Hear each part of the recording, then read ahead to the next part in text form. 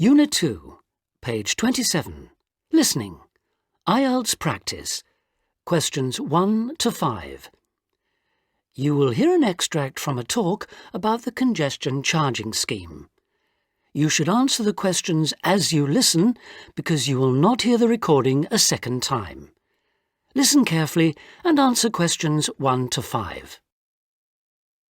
For more practical details, I'll pass you over to John Ward from the London Tourist Agency. Thanks. So that was a brief introduction to the congestion charging scheme. But if you're actually going to be driving your car in London on weekdays, there are a few more details you will need to know. Firstly, you don't need to worry about paying all the time. The charge applies between 7 in the morning and 6:30 in the evening, Monday to Friday. You'll be pleased to hear, however, that because the scheme is intended to reduce traffic during busy working hours, evenings and weekends are free.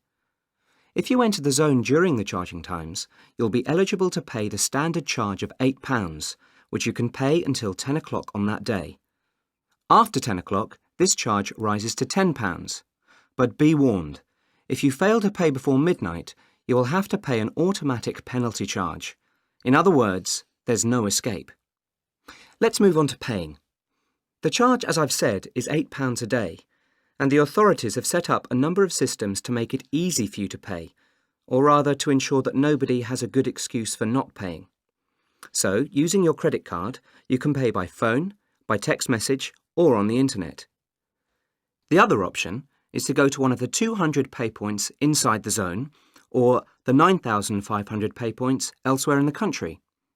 If you know you're going to be driving in and out of London on a regular basis, you can buy weekly, monthly or annual passes, rather like a railway season ticket.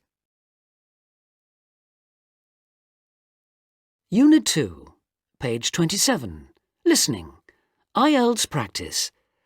Now listen and answer questions 6 to 10. OK, on to the area itself. The congestion charging zone is everywhere inside London's inner ring road. For those of you not familiar with London's road system, this includes the City of London, that's the main financial district, and the West End, the commercial and entertainment centre. If you're still not sure, there are very clear signs on all roads which indicate when you are entering the area. These are round and have a white letter C on a red background. The scheme is policed by cameras which photograph all cars entering the area and send them to a computer which can recognise all British and European car registration plates.